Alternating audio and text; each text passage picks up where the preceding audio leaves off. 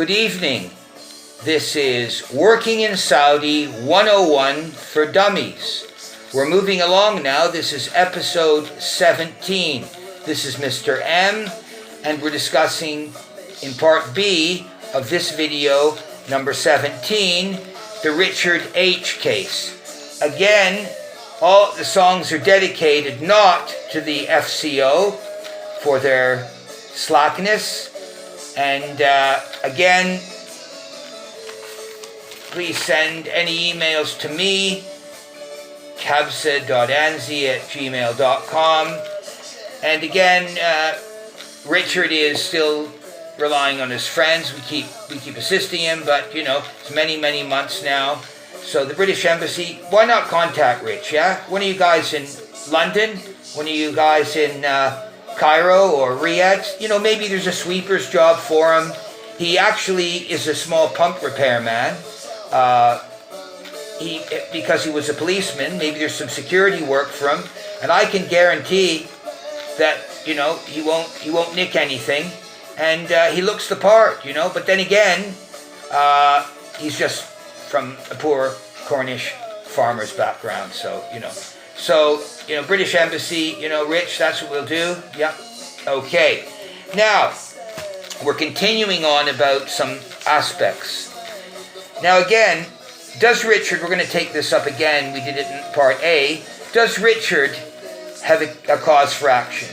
And as a litigant, one of the points, I won't discuss all of them, is that procedures were not followed by specific parties.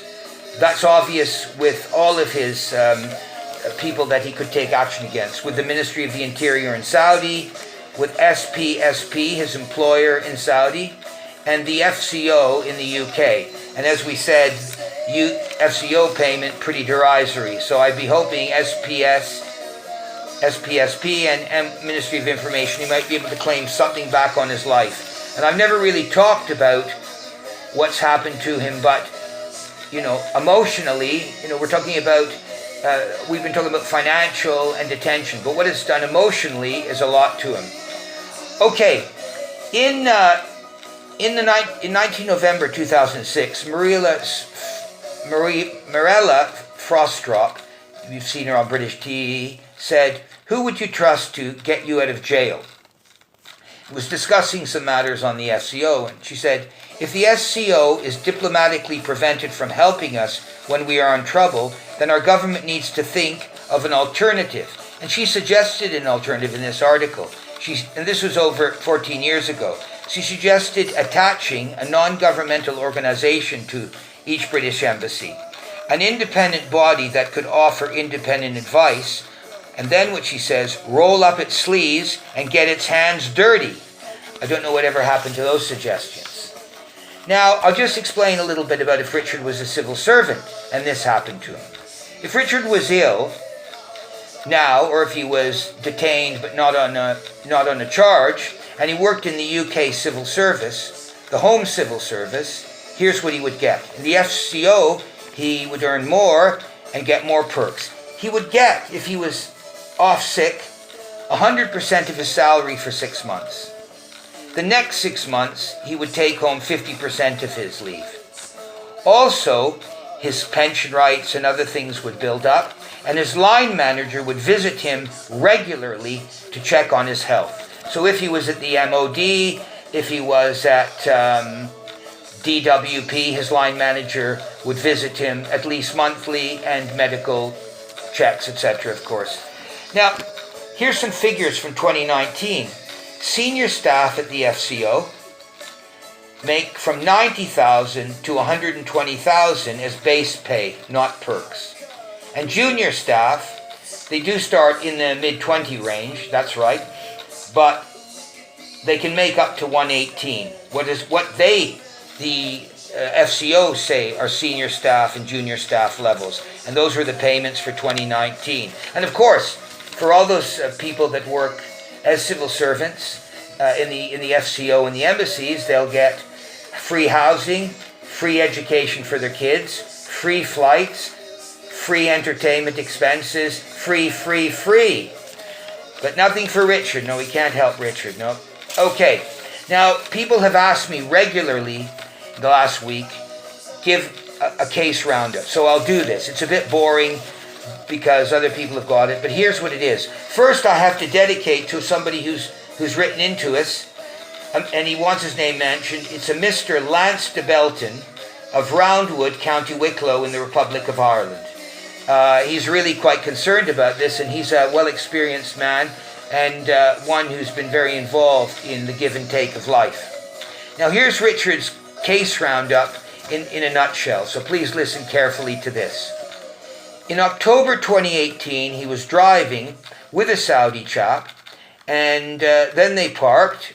They were waiting to actually go on a short day trip to Bahrain, and the chap had a seizure, and he died. He was a young chap that Richard knew. He was a student. And Richard was, at that time, in police custody for 1 day because he was the only person there. I don't know, from what I understand from Richard, case notes were pretty hard to get from the ambulance crew, and of course he doesn't speak Arabic. But he was released after a day. That's in October. Then in December 2018, Richard was going on leave, and he was stopped because he was on an Igama, which is the Saudi serfdom permit, and he was blocked at the airport. No reason was given to him. But he investigated that, and he couldn't get an answer. Then in April 2019, he was called into the police station. This is many months after the death occurred, around 6 months. And he went in there, he thought, as a witness, and the police told them he was a suspect. At no time was he mistreated. He was treated all right, but there we are. And then from April to August 2019, he was interviewed by the public prosecutor, a public prosecutor in Saudi, 3 times. And then in August, which is almost a year ago, 2019, he was told the investigation was closed and nothing more would happen in the case. So he was waiting for it to end. Well, he was again interviewed by the police in January 2020. Again in March in 2020, another interview. Again, in May and June, the authorities said because of paperwork. I mean, some of his paperwork would seem as ludicrous as having to put his thumbprint on a piece of paper, and then that paperwork gets lost. Anybody who's lived in Saudi can believe this. It's not no malcontent. It's the way it doesn't work at times. 4 or 5 times, pieces of paper were lost between Riyadh and Dammam and Riyadh.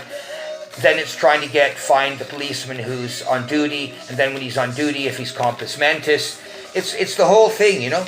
So our pressure has assisted Richard, and we've brought it to the FCO authorities. I mean, they're not going to do anything. He doesn't matter. But this is very important for you. This series is going to continue until Richard is out of Saudi airspace. But I'm telling you, this is a real-life example. Expect no help unless you're well-connected. If you're well-connected, fine. But if you're not well-connected or work in a big British company, you are brown bread. You're not worth an earth a kit to any of them. And if it can happen to Richard, what about somebody who's less educated than Richard? Even less time in Saudi. So really, it's very important.